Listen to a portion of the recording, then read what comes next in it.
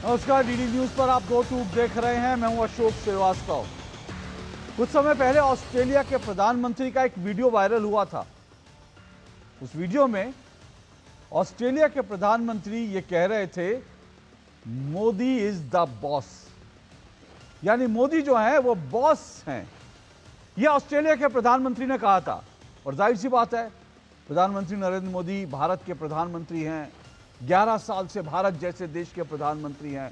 दुनिया की सबसे तेजी से बढ़ती अर्थव्यवस्था के प्रधानमंत्री हैं। दुनिया के सबसे लोकप्रिय प्रधानमंत्री हैं। इन तमाम कॉन्टेक्स्ट में ऑस्ट्रेलिया के प्रधानमंत्री ने कहा था, मोदी इज द बॉस। लेकिन आज देश को यह पता चला कि मोदी के भी बॉस हैं। अब तक पूरा भारत और पूरी दुनिया मोदी को बॉस मानती थी, लेकिन आज यह पता चला कि मोदी के भी बॉस हैं। क्योंकि मोदी भले ही प्रधानमंत्री हैं, 11 साल से देश के प्रधानमंत्री हैं, लेकिन आज भी वो अपने आप को बीजेपी का एक कार्यकर्ता मानते हैं। और अब जबकि बीजेपी को आज नया राष्ट्रीय अध्यक्ष मिला, तो प्रधानमंत्री नरेंद्र मोदी ने कहा कि मैं एक कार्यकर्ता हूं और मेरे बॉस 45 साल के युवा बीजेपी के नए राष्ट्रीय अध्यक्ष नितिन नवीन हैं। अब ये जो कुछ आज बीजेपी मुख्यालय में देखा गया, ये अपने आप में कई कहानियां और कई संदेश लिए हुए हैं। सबसे बड़ा संदेश यह है कि ये जो बीजेपी के अंदर एक 45 साल के युवा को अध्यक्ष बनाते हैं, उसकी ताजपोशी के लिए प्रधानमंत्री खुद आते हैं और प्रधानमंत्री बीजेपी के अपने से कहीं जूनियर नेता को अध्यक्ष बनने के बाद अपना बॉस बताते हैं। शायद ये सब बातें हैं जो प्रधानमंत्री नरेंद्र मोदी को और बीजेपी को सबसे अलग बनाती हैं। प्रधानमंत्री नरेंद्र मोदी जब प्रधानमंत्री बने तो उन्होंने कहा था, मैं प्रधान सेवक हूं। और उसके बाद उनकी ऐसी कई तस्वीरें हैं, आप भूले नहीं होंगे, जिस तरह से सफाई कर्मचारियों के उन्होंने पांव धोए थे, जिस तरह से उन्होंने अयोध्या में मंदिर बनाने वाले जो मजदूर थे उनके ऊपर पुष्प वर्षा की थी। ऐसी कई तस्वीरें उनकी वायरल हैं। लेकिन अब आज जो कुछ बीजेपी मुख्यालय में हुआ, वो एक बड़ा संदेश लिए था कि बीजेपी के अंदर किस तरह से डेमोक्रेसी है, इसका संदेश देने की कोशिश की गई। हालांकि विपक्ष की अपने जो हैं वो विरोध है। विपक्ष की तरफ से लोग कह रहे हैं, नेता ये जो है ये सिलेक्शन थोड़ी है, ये जो इलेक्शन थोड़ी है, तो सिलेक्शन किया गया है। नितिन नवीन का सिलेक्शन किया गया है 2 लोगों ने। तो विपक्ष का अपना कहना है, विपक्ष के अपने तर्क हैं।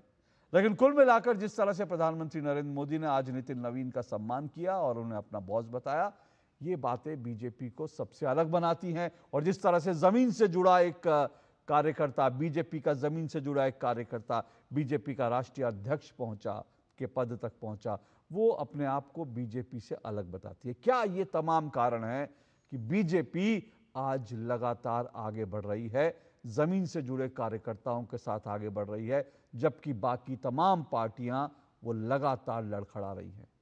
और इसीलिए आज मेरा विषय, आज का दो टूक, मोदी के बॉस। जी हां, आज मोदी के बॉस पर चर्चा होगी। बॉस तो वैसे तमाम पॉलिटिकल पार्टियों में भी है, लेकिन कई जगह पर जो बॉस हैं वो कौन है, उन सब पर भी चर्चा होगी। लेकिन एक बात मैं आपको बताऊं, वो ये कि कल जब आप दो टूक देख रहे थे और जब दो टूक का अंतिम जब समय था, दो टूक के अंत में मैंने आपके सामने कुछ डेटा रखा था। और वो डेटा आज प्रधानमंत्री नरेंद्र मोदी ने उस डेटा के संदर्भ में अपनी बात भी रखी। वो डेटा क्या था? दरअसल वो डेटा ये कहता है कि किस तरह से जो बाकी तमाम पॉलिटिकल पार्टियां हैं, उन तमाम पॉलिटिकल पार्टियों में जो अध्यक्ष पद है, शीर्ष पद है, कैसे कुछ परिवारों की कह सकते हैं कि निजी जागीर बनकर रह गए हैं। कुछ परिवार लगातार पार्टियों को निजी जागीर बनाकर रखते हैं। और उसी तरफ जो मैंने कल दो टूक में कहा था, प्रधानमंत्री नरेंद्र मोदी ने आज बीजेपी मुख्यालय से इस बात को आगे बढ़ाया और परिवारवाद पर एक बार फिर से बड़ी चोट की। तो क्या कुछ कहा प्रधानमंत्री नरेंद्र मोदी ने, उसको सुनिए। बीजेपी के नए राष्ट्रीय अध्यक्ष को भी सुनिए। और क्या बीजेपी को ये तमाम बातें जो आज हमने देखी वो सबसे अलग पार्टी बनाती हैं। इन्हीं पर चर्चा होगी। उससे पहले सुनिए क्या कुछ कहा प्रधानमंत्री ने।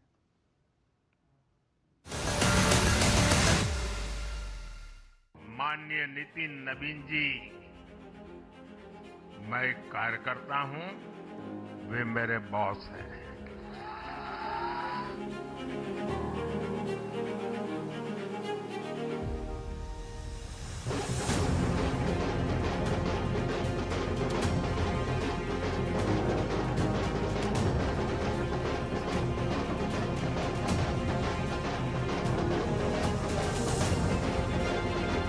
लोगों को लगता होगा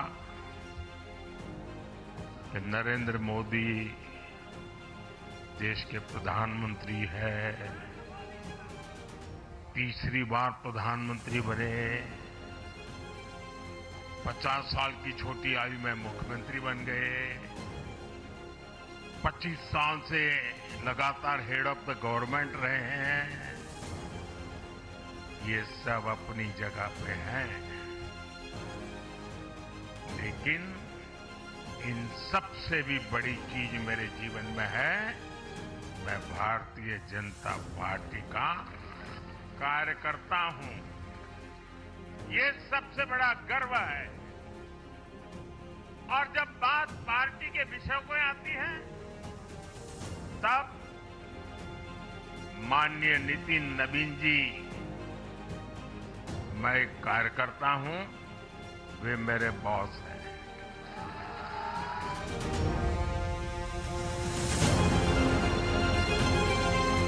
आने वाले 25 वर्ष बहुत महत्वपूर्ण है। ये वो कालखंड है जब विकसित भारत का निर्माण होना है और होना तय है। इस महत्वपूर्ण कालखंड की शुरुआत में हमारे माननीय नितिन नबीन जी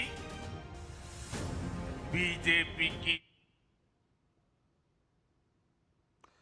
चलिए इस समय आपको सीधा दावोस लिए चलते हैं। वर्ल्ड इकोनॉमिक फोरम की जो बैठक है, वहां पर भारत की तरफ से 10 understand the business of enterprise, understand the working of that enterprise, and provide that service using AI applications. That's going to be the biggest factor of success or successful deployment of AI, because that's where ROI comes from. ROI doesn't come from creating a very large model. 95% of the work can happen with models which are 20 billion or 50 billion parameters.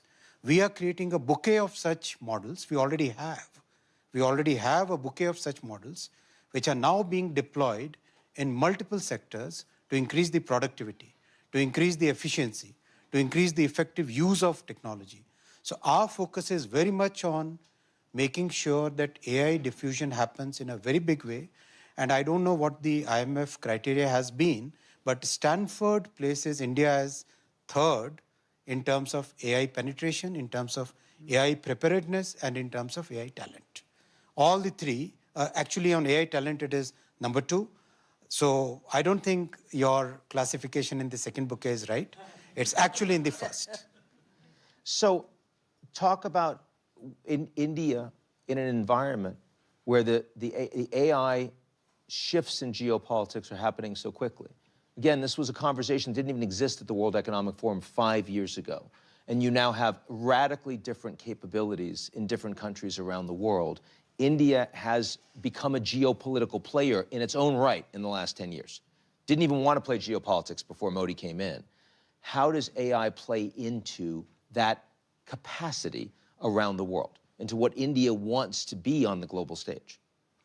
Listen, if you look at the way AI is shaping geopolitics, what can a country which has a very large model, let's say, without taking any names, can it switch off that model? Fair, switch it off. What will happen to a country like India? We have our own bouquet of models which can be used for 95% of the work that we require to do. So, does creating a large model give you a geopolitical power? I don't think so. It might actually be causing certain conditions where the people who are creating those large models might go bust in the coming years. You never know. They might go bankrupt in the coming years. The situation is we have to understand the economics of this new, I call it fifth industrial revolution. We must see the economics of the fifth industrial revolution. The economics of this fifth industrial revolution is going to come from ROI. ROI is going to come from deploying the lowest cost solution to get the highest possible return. If you have a 50 billion parameter model, you can deploy it using one GPU. And if you have a 30 billion parameter model, which is absolutely good for 80% of your work, you don't even require a GPU. Where is the geopolitical thing in that? You have a large number of CPUs working in the entire world, and people are coming with custom silicon from amazing number of companies and countries where you wouldn't require to be dependent on any particular country. So that the so-called geopolitical edge that you are probably hinting at is not there. So given that, I mean, without naming names, Khalid, Ashwini was just talking about, you know, a lot of people that have been raising a lot of money in the United States with models that he thinks aren't going to be as effective as India's model, whatever bucket they're in. Now, you're the one that's thinking about deploying enormous amounts of assets for your country, both in Saudi Arabia and all over the world. And as you're thinking about the most revolutionary set of technologies out there, what are you looking for that's going to make you convinced that this is a winner, this is a loser, as these different countries and different companies are doing very different things? Yeah, well, first, I think everybody agrees that AI as a general purpose technology is truly the transformation of this century and of our time. However, like transformation before, I think it will quickly be commoditized, and it's not going to be held in any one company or any one country. The race is on. Everybody wants to build the infrastructure for it, but it is I think the essence of AI's power is it has to be accessible. So the words diffusion is not just within economies that have to compete, but I believe it has to be done globally. From our perspective as an energy-producing nation, the diffusion of hydrocarbon energy that Saudi Arabia produced for 9 decades has enabled tremendous human development in countries like India, China, United States, Europe, where that energy transformed economies and people's lives.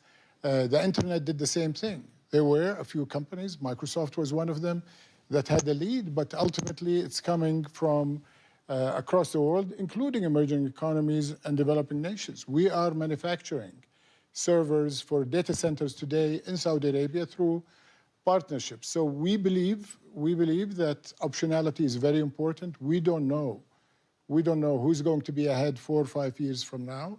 I think it's clear U.S. companies that have broke out of this technology race are ahead today, but the essence of Saudi Arabia's strategy towards AI, it's a huge boost for diversification. Vision 2030, launched by His Royal Highness the Crown Prince almost 10 years ago, was underpinned by diversification using new economies. So the energy transition, although it may appear to be competing with our traditional resource of hydrocarbon energy, is actually a pillar of our diversification. We're going to be 50% renewables in our electricity mix, and that renewable will power AI that is going to be a global commodity that we will work with. And just like India, we know this is not just about infrastructure, data center, and the energy competitive advantage that we believe Saudi Arabia is second to none. We're investing across the technology stack in applications and LLMs and in connectivity. Again, because we believe that this is going to be a global good. So just as important as building the data hub that Saudi Arabia is building, we need to be connected, and we are connected to Europe, Asia, countries like India, China, Japan, because we want that data and that AI power to be transmitted across border and across economies.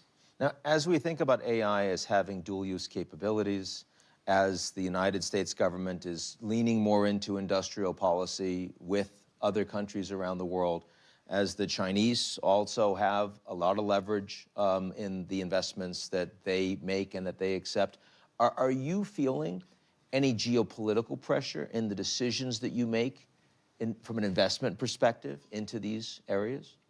You know, quite frankly, we have invested across the globe, and we have invested in Saudi Arabia with companies from East and West. US is huge today because of their technology lead, as I mentioned, but we've also had investments with Chinese companies in China and digital technologies. We've invested with Japanese companies, Korean companies, across the technology sectors that we invest in.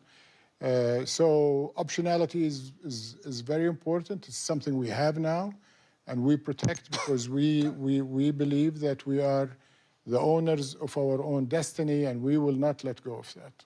So if that's the broad geopolitics that we're looking at, Kristalina, you brought up at the beginning also inside countries, lots of people that are not necessarily benefiting. You're already seeing improvements in economic numbers from productivity and AI. You're already seeing that. What we are seeing is that there are indeed jobs that get enhanced, and we also see jobs that are replaced by AI. This is happening categorically. It is hard to have a consolidated and broadly accepted definition of how we measure. The way we measure at the IMF, we have a fairly big range of impact on growth, global growth, from 0.1 to 0.8%. Let me just say that 0.8% is huge. If we get 0.8% boost on productivity, this would make global growth now higher than in the pre-pandemic period. 0.1 is kind of modest. And then the question is, how do we know where we land? And what we are doing is we are working with other researchers to try to capture productivity enhancement. And I can tell you it is not easy because, is it because of AI or is it because organizationally there are improvements that are made? I'll tell you, in my organization, the most visible places where AI is boosting productivity are two. One, translation and interpretation. We got from 200 to 50. 150 are replaced by AI. And in research analysts, there we are actually just able to do much more high quality research. In other words, it is enhancement, not a replacement. My big worry is that you go in communities where AI is not present. And there, how do people prepare for it?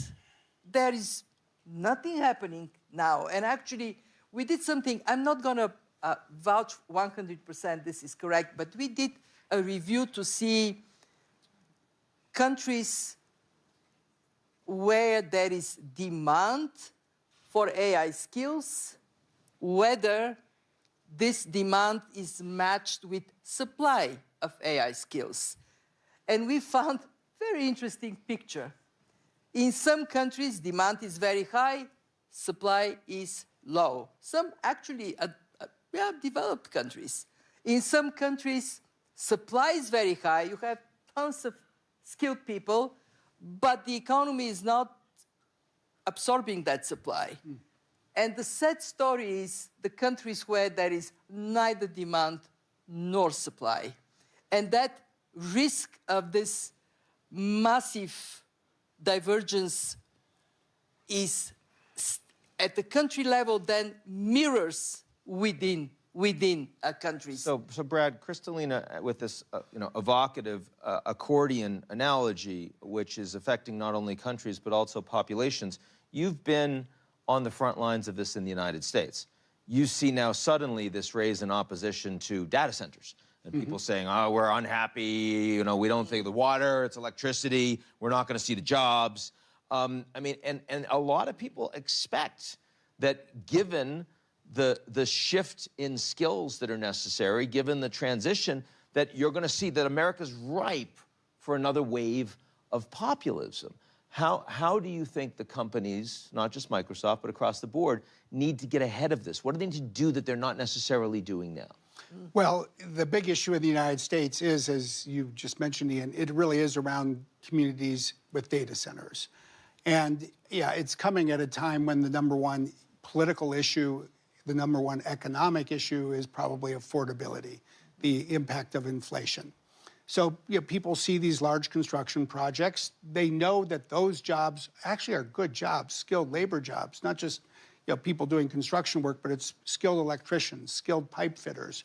But they also know that once the construction is over, the number of jobs is still significant, in the hundreds, but not higher. But what they're really asking is, what does this mean for me and my family? Are we going to pay higher electricity prices? Is the water pressure in our showers going to be impacted? Who's really going to get these jobs? Is it going to be my family and my neighbors, or is it going to be somebody who moves into town from somewhere else? Those are completely legitimate questions. And I think it's incumbent on all of us in the industry in the United States to address them head on and offer the kinds of assurances that people need, that we will invest in electricity so that people's electricity rates don't increase, that we'll replenish more water in these communities than we use, that will work with the kind of training, whether it's skilled labor or IT jobs or other ongoing jobs, so that local residents can fill them. And I think as data centers spread, inevitably, people in other parts of the world will ask the same question. If people benefit, will it be us? And I think people have a right to expect their share of the benefits. And to be fair, I want to repeat this. You would say that today a much bigger issue for the tech companies in AI is response to these concerns about data centers and affordability than concerns about job loss or job transferability in terms of right now. In terms of the politics of 2026, for sure. I mean, the world is sort of a quilt, if you will, with different colors of fabric when you look at the construction of data centers. In the US, local communities blocked $98 billion of private sector investment in just the third quarter of last year. You come to Europe and governments want to spend taxpayer dollars to subsidize data center construction. You look at the Middle East and there's obviously a major economic strategy of creating an export, a token export or exports, if you will, out of, say, Saudi Arabia, the UAE and the like. China probably has an ability to go faster in some ways when it comes to bringing electricity online and getting infrastructure built. You go to Africa, wow, there isn't electricity. We need more electricity and we need more data centers. So, Ashwini, when you think about how AI can be used, I mean, technology, India already did an incredible job with the Aadhaar. Suddenly, you're able to bring public services to people, and you're improving growth, and you're improving their per capita income without actually blowing out the budget.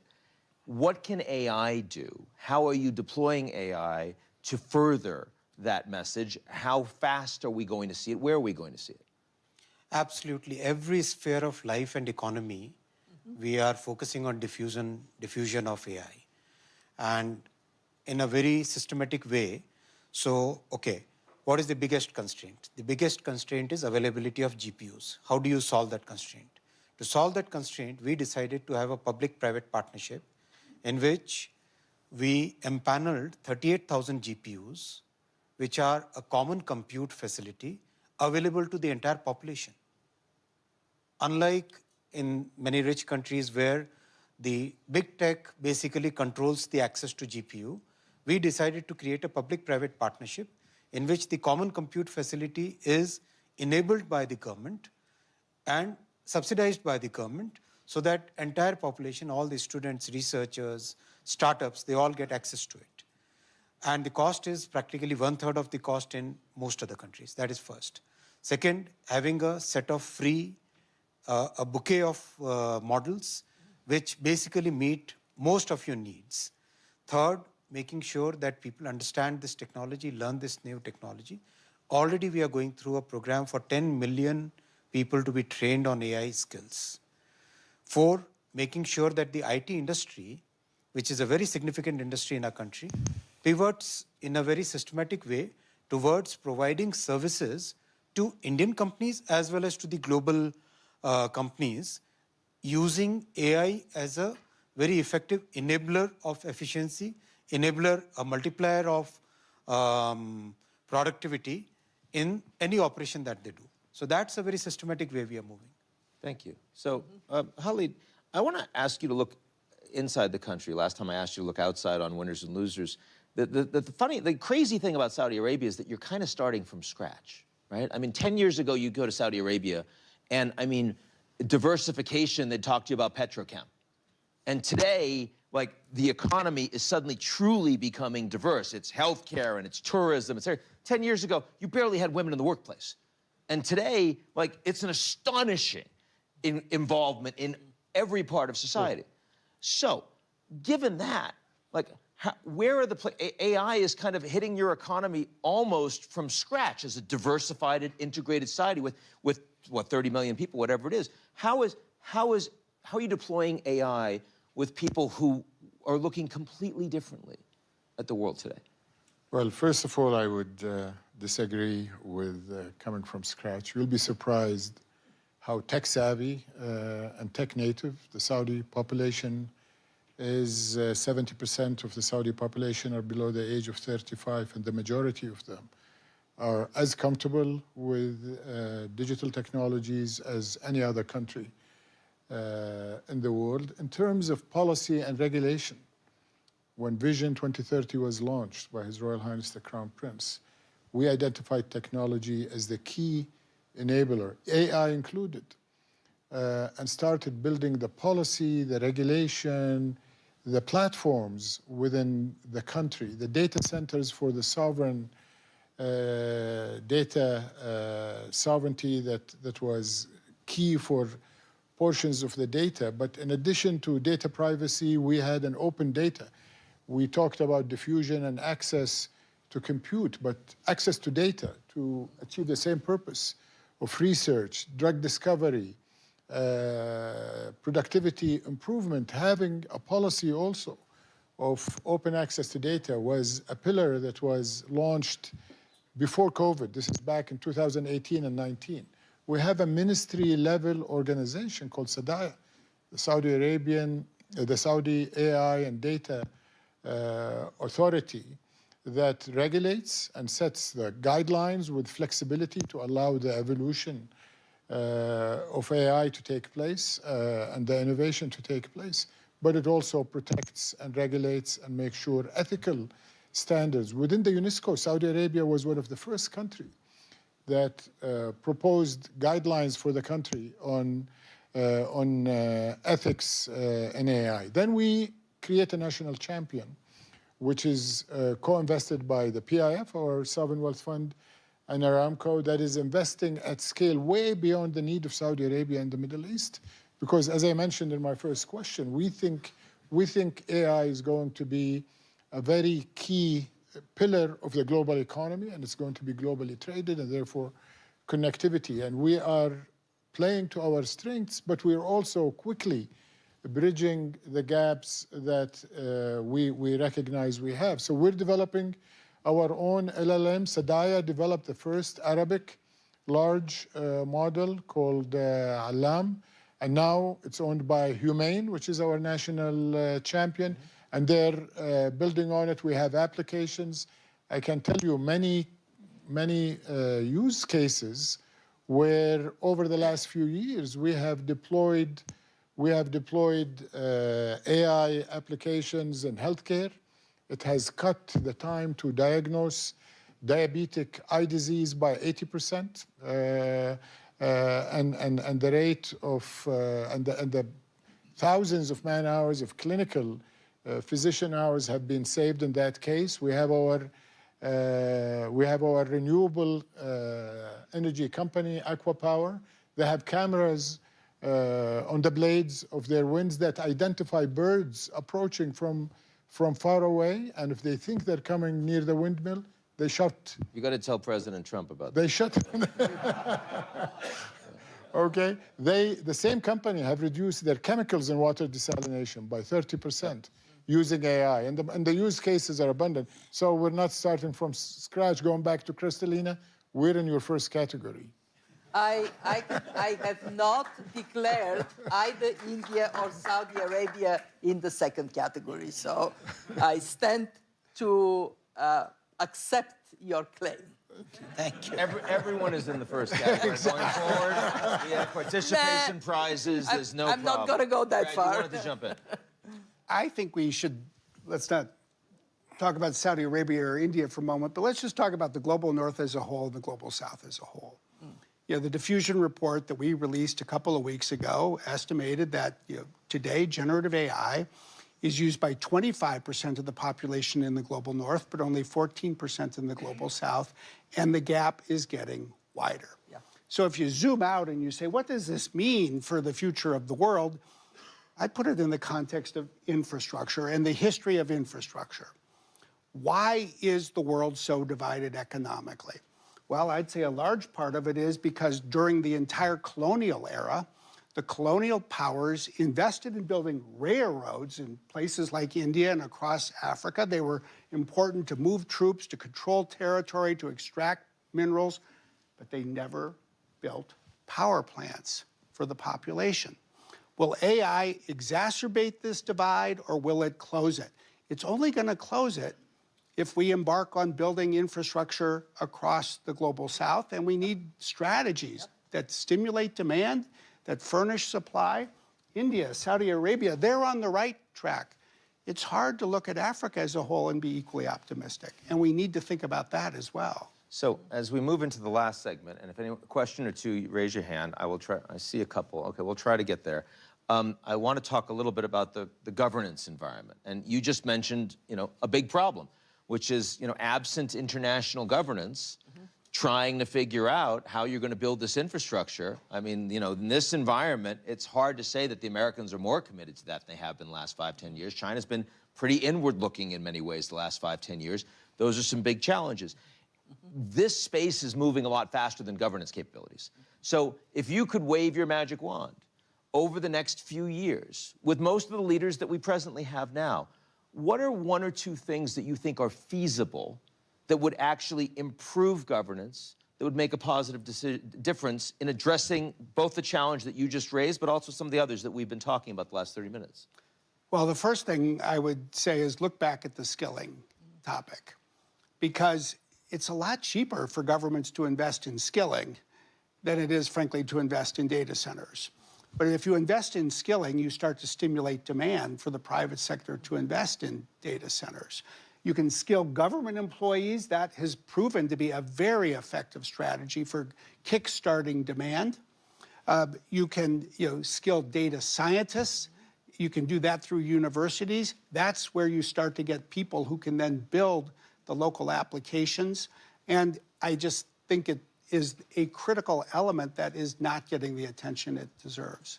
Khalid, what is the piece of governance or regulation that if you saw it in a country around AI, you would say, this will make me materially more interested in investing in it? In governance? Yes. Well, generally, I think the concern we have with AI is biases in the data sets that the models have been learning from.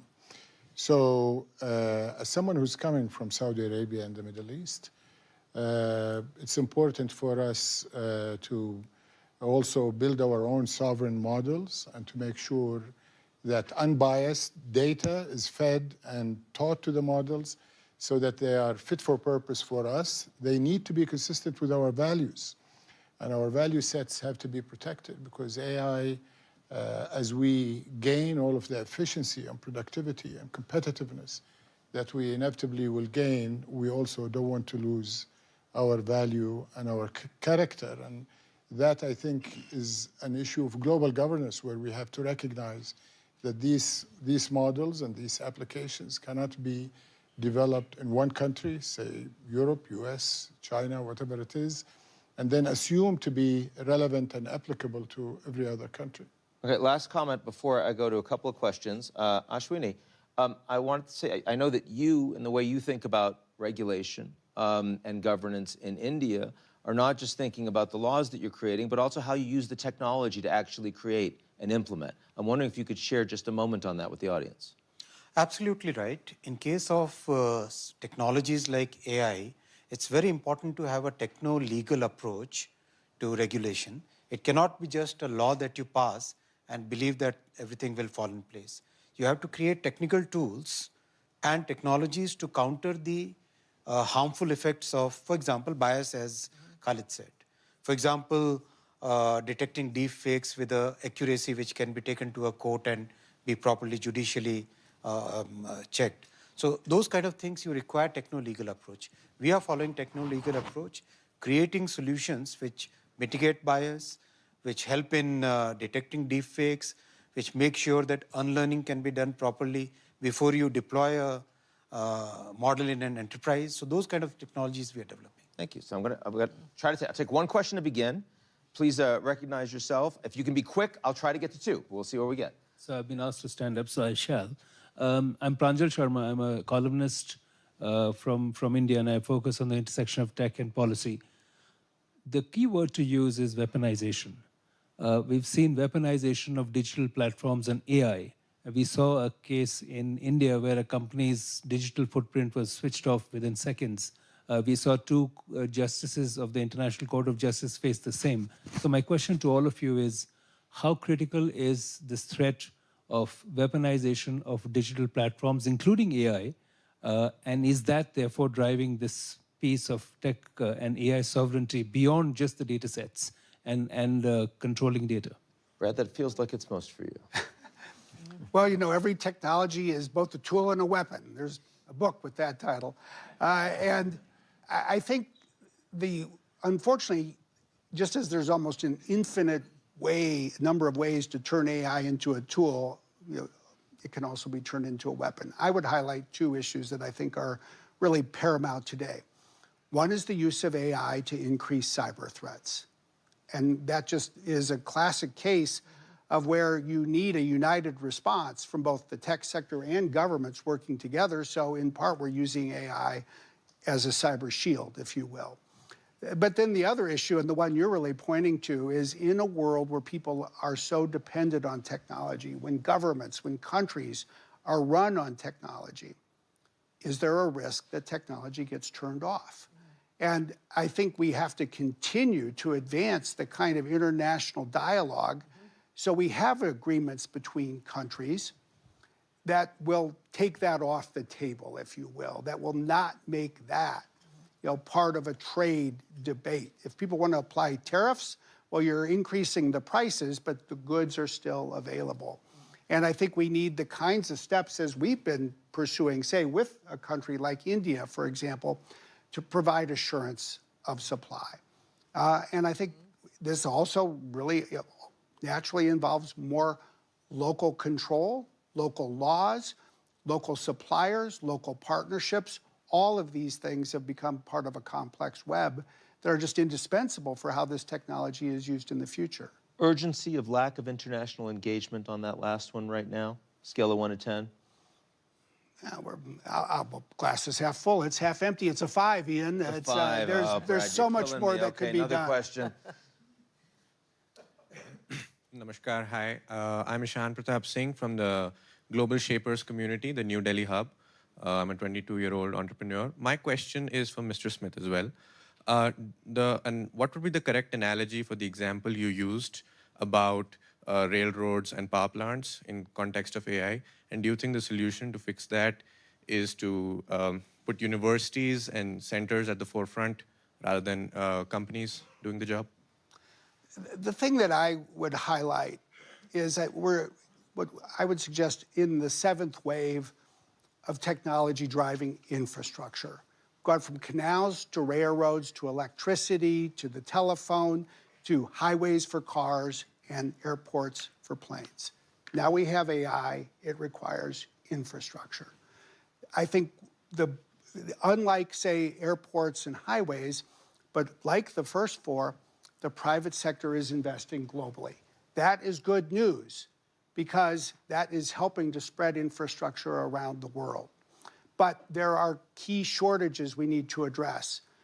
Probably the most important in most countries is for people, what Kristalina was saying. India actually is providing much of the IQ that is creating IP for the world. But if you look at Africa, for every one data scientist, there's 14 data scientists in Europe. That is a shortage that governments and universities can help meet. I would also say then we need more capital to be deployed where the market is not building these data centers. Development banks, development assistance can play a role, but governments can help stimulate demand. When the public sector adopts AI, when countries consolidate demand by putting together, say, regional agreements to enable a data center to serve 6 countries and not 1, that will stimulate more investment.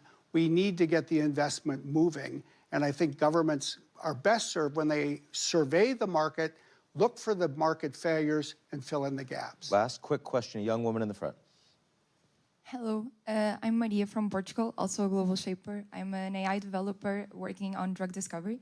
So you've mentioned the problem on entry-level jobs, but you also mentioned education. And as a follow-up question, yes, education is very important, but the people are leaving universities and they need the entry-level jobs. I don't know if any of you have some thoughts on this question of, yes, we get education, but then how can the youth actually get these entry-level jobs, and what solutions can we actually bring for this? Kristalina?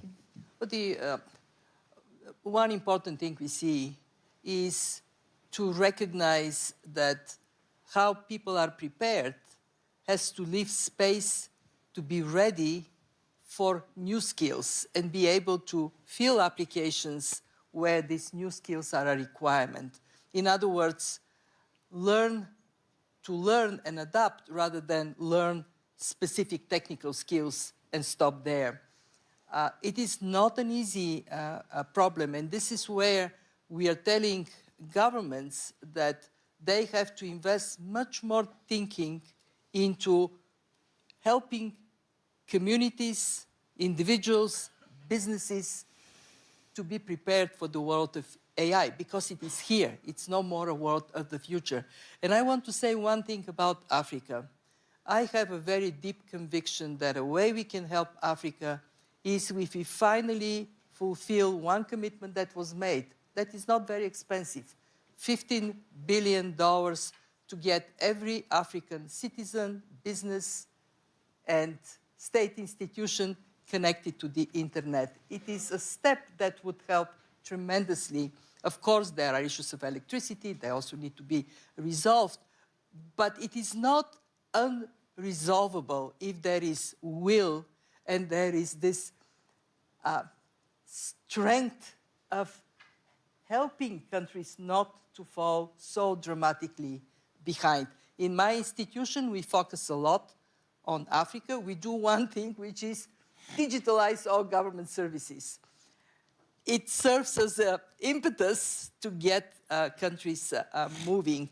And actually, we strongly advocate for this issue of skills. Be very proactive. Don't allow this to come so ahead then young people are on the street and desperate. I'm glad we ended with that. It's a good note. And please join me in thanking our panel today.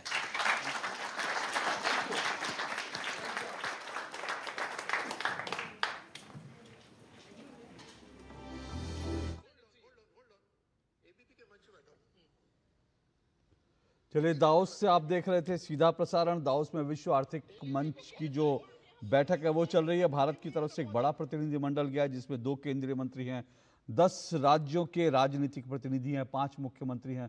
19 से 23 तारीख तक ये बैठक चलनी है और इस बैठक के बीच ही जो ये चर्चा थी एआई को लेकर थी, जिसको भारत को रिप्रेजेंट कर रहे थे सूचना और प्रसारण मंत्री अश्विनी वैष्णव। और ज़रा एक बार फिर देख लेते हैं आज बीजेपी के और प्रधानमंत्री मोदी के जो बॉस हैं उसको लेकर प्रधानमंत्री मोदी ने क्या कहा, सुनिए जरा।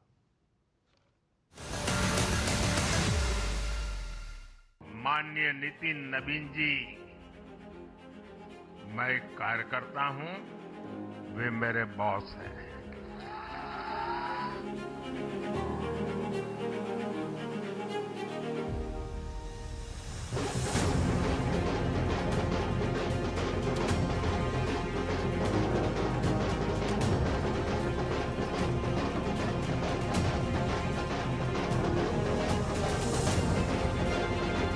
लोगों को लगता होगा कि नरेंद्र मोदी देश के प्रधानमंत्री है, तीसरी बार प्रधानमंत्री बने, 50 साल की छोटी आयु में मुख्यमंत्री बन गए, 25 साल से लगातार हेड ऑफ द गवर्नमेंट रहे हैं। ये सब अपनी जगह पे हैं, लेकिन इन सबसे भी बड़ी चीज मेरे जीवन में है, मैं भारतीय जनता पार्टी का कार्यकर्ता हूं। ये सबसे बड़ा गर्व है। और जब बात पार्टी के विषयों को आती है, तब माननीय नितिन नबीन जी,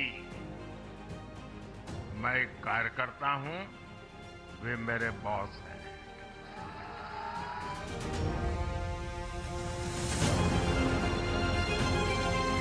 आने वाले 25 वर्ष बहुत महत्वपूर्ण है। ये वो कालखंड है जब विकसित भारत का निर्माण होना है और होना तय है। इस महत्वपूर्ण कालखंड की शुरुआत में हमारे माननीय नितिन नबीन जी बीजेपी की विरासत को आगे बढ़ाएंगे।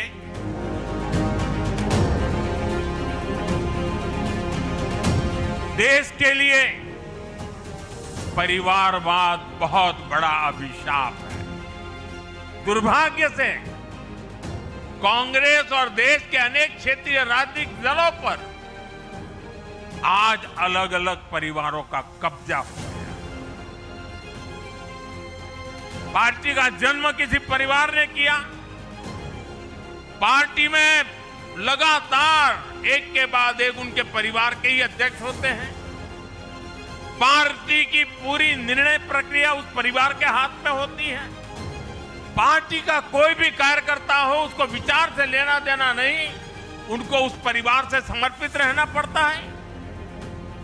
ये परिवारवाद खतरनाक है, ये लोकतंत्र का दुश्मन है। वो कौन से कारण हैं जिसने कांग्रेस पार्टी को बर्बाद कर दिया? वो कौन सी बुराइयां कांग्रेस में घुस गई जो आज कांग्रेस को तबाही के कगार पर लाकर के खड़ा कर दिया? हमें उन सारी बुराइयों से बचना है।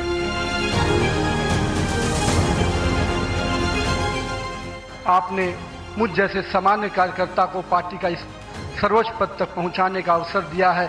मैं इसके लिए आप सभी को प्रणाम करता हूं।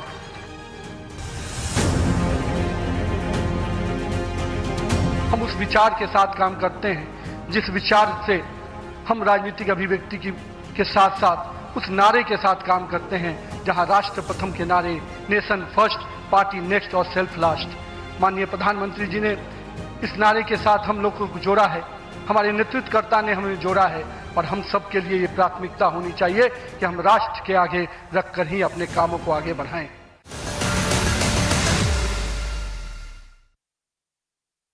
पहले में आज जो हुआ मैंने आपको दिखाया। सवाल बड़ा है कि प्रधानमंत्री नरेंद्र मोदी ने भी कहा कि वो कौन से कारण हैं जिन्होंने कांग्रेस को बर्बाद किया, और क्या यही कारण है कि कांग्रेस और बीजेपी आज जो जिस मुकाम पर खड़ी हैं, क्या उसके पीछे एक बड़ा कारण ये है कि एक तरफ बीजेपी है जहां जमीन से जुड़े कार्यकर्ता को ऊपर लाया जाता है, वो राष्ट्रीय अध्यक्ष बनता है, दूसरी तरफ कांग्रेस है जहां पर परिवारवाद के अलावा कुछ नहीं चलता। क्या परिवारवाद के कारण जो देश को तो नुकसान हुआ ही, क्या इन पॉलिटिकल पार्टियों को भी नुकसान हो रहा है? हमारे साथ अनुराग वर्मा, वरिष्ठ पत्रकार, जुड़े हुए हैं। अनुराग, क्या ये परिवारवाद बड़ा कारण है जिसके कारण आज बीजेपी इससे अछूती है? हालांकि विपक्ष कहता है कि बीजेपी अछूती नहीं है। नितिन नवीन के बारे में भी कहा जाता है कि भाई उनके पिता भी तो विधायक थे, बीजेपी के नेता थे। लेकिन क्या ये चीज़ बीजेपी को अलग बनाती है? देखिए अशोक जी, अब परिवारवाद का जो मतलब आप आरोप लगाने के लिए कांग्रेस और क्षेत्रीय दल कुछ भी कहें, लेकिन अगर परिवारवाद का सच्चा उदाहरण, अगर कोई ज्वलंत और जीवंत उदाहरण है तो वो कांग्रेस पार्टी है। आप देखिए धीरे धीरे करके पिछले 20 सालों में, स्पेशली जब से राहुल गांधी जी राजनीति में आए, धीरे धीरे करके कांग्रेस की जो लीडरशिप होती थी, जो देखिए एक विडंबना तो ये रही कि कांग्रेस में हमेशा लीडरशिप के लिए नेहरू गांधी परिवार को ही देखा गया, इसके अलावा किसी को नहीं देखा गया कि जो भी अध्यक्ष होगा या जो डिफेक्टो अध्यक्ष होगा, अध्यक्ष अगर कोई है भी तो जो सुपर अध्यक्ष है वो इसी परिवार से होगा, फाइनल कॉल उसी की होगी, वो इसी परिवार को देखा गया। अब प्रॉब्लम क्या हुई कि राहुल गांधी जी के राजनीति में आने के बाद जो सेकेंड लाइन लीडरशिप थी वो असंतुष्ट होती गई, उसको पार्टी में कोई तवज्जो नहीं मिली, कोई सम्मान नहीं मिला, धीरे धीरे वो पार्टी छोड़ गई या हाशिए पे चली गई। आज हालत ये है कि सिर्फ परिवारवाद की वजह से कांग्रेस पार्टी में हालत ये है कि राहुल गांधी जी मेरे ख्याल से 100 के आसपास चुनाव हार चुकी है, उनके नेतृत्व में पार्टी हार चुकी है, लेकिन आज भी जो अगले प्रधानमंत्री पद के दावेदार जो विद इन द पार्टी माना जाता है वो राहुल गांधी जी को ही माना जाता है। नहीं, लेकिन मैं यहां आपको रोकूं तो कांग्रेस ये कहती है कि भाई मल्लिकार्जुन खड़गे कोई गांधी परिवार से थोड़ी हैं, आज वो कांग्रेस के अध्यक्ष हैं। दूसरी तरफ वो कहते हैं कि मनमोहन सिंह गांधी परिवार के नहीं थे, उनको जो है सोनिया गांधी और कांग्रेस ने उनको 10 साल तक प्रधानमंत्री बनाया। तो परिवारवाद से तो वो कह रहे हैं कि हम अलग हैं।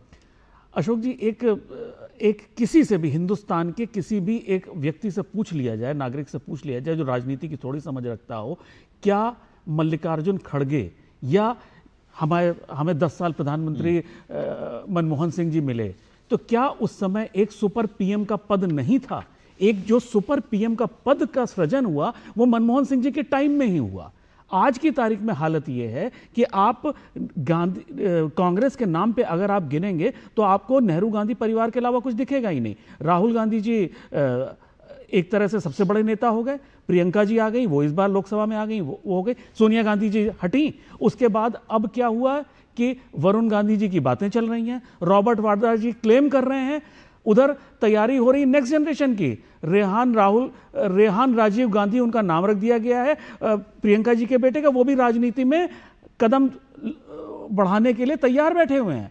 अब बस एक प्रियंका जी की बेटी बच रही है और तो कुछ बचा ही नहीं, पूरा परिवार तो राजनीति में है। तो परिवारवाद आप इसे कहेंगे या उधर कहेंगे कि जो व्यक्ति अपने कैलिबर से 5 बार 4 बार जो जीत रहा है उसे आप परिवारवाद कहेंगे? परिवारवाद तो ये हुआ कि आपने कुछ ऐसी सीटें डिसाइड करी हुई जहां से ये परिवार जीत जाता है, वहां से उन कैंडिडेट्स को खड़ा, जो अपने परिवार के लोग वहां से या तो वायनाड चले जाएंगे, अमेठी चले जाएंगे, रायबरेली चले जाएंगे, जो उन लोग के सेफ सीट्स हैं, वहां से जीत जाएंगे। सिर्फ जो संघर्ष होता है वो सिर्फ अपनी सीटें, परिवार की सीटें बचाने के लिए होता है, पार्टी को बचाने के लिए कोई भी काम नहीं हो रहा है। संगठन कांग्रेस पार्टी का खत्म हो चुका है, जो सेकंड लाइन लीडरशिप थी, जो काबिल लोग थे, वो सब हाशिए पे आ चुके हैं, वो सब इस हद तक डिमोटिवेट हो चुके हैं कि उनको पार्टी के कामों से कोई मतलब ही नहीं रह गया, पार्टी के लिए काम करना खत्म हो चुका है।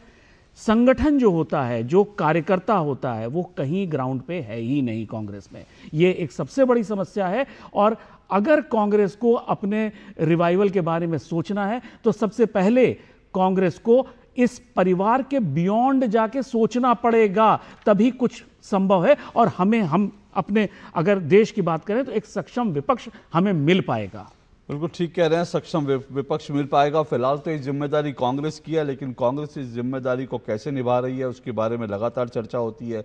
और बड़ी बात है, जैसे मैंने कहा शुरू में ही कहा कि भाई बीजेपी को यही चीज़ें जो है अलग एक पार्टी बनाती हैं कि यहाँ पर ज़मीन से जुड़ा एक कार्यकर्ता राष्ट्रीय अध्यक्ष हो जाता है, भारत का प्रधानमंत्री कहता है कि मैं एक कार्यकर्ता हूं, ये मेरे बॉस हैं। ये चीज़ें बीजेपी को और नरेंद्र मोदी को अलग बनाती है। और जहां तक कांग्रेस की चर्चा हम कर रहे थे, जाहिर सी बात है मल्लिकार्जुन खड़गे आज गांधी परिवार से नहीं है, लेकिन दो बातें इंपॉर्टेंट है, नहीं भूलनी चाहिए कि मल्लिकार्जुन खड़गे ने जब कांग्रेस का अध्यक्ष पद संभाला उससे पहले 24 साल तक, जी हाँ 24 साल तक कांग्रेस का अध्यक्ष पद गांधी परिवार के पास था। और मल्लिकार्जुन खड़गे ने जब अध्यक्ष पद संभाला तो एक छोटी सी खबर है 17 अगस्त 2023 की, इसमें मल्लिकार्जुन खड़गे का बयान कोट किया गया है। कांग्रेस अध्यक्ष मल्लिकार्जुन खड़गे ने बड़ा खुलासा करते हुए कहा कि उन्हें जो अध्यक्ष पद मिला है वो सोनिया और राहुल गांधी के कहने पर दिया गया है। ये मैं नहीं कह रहा, ये कांग्रेस के अध्यक्ष मल्लिकार्जुन खड़गे खुद कह रहे हैं। बहरहाल आज समय इतना ही है। बहुत बहुत शुक्रिया अनुराग, आप जुड़े। और आज दो टूक में इतना ही, कल आपसे मुलाकात होगी। नमस्कार।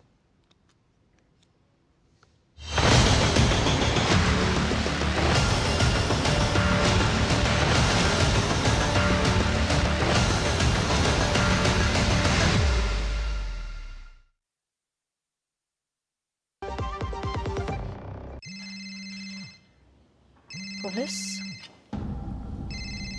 मिस सीमा जी? अभी पुलिस स्टेशन आई है।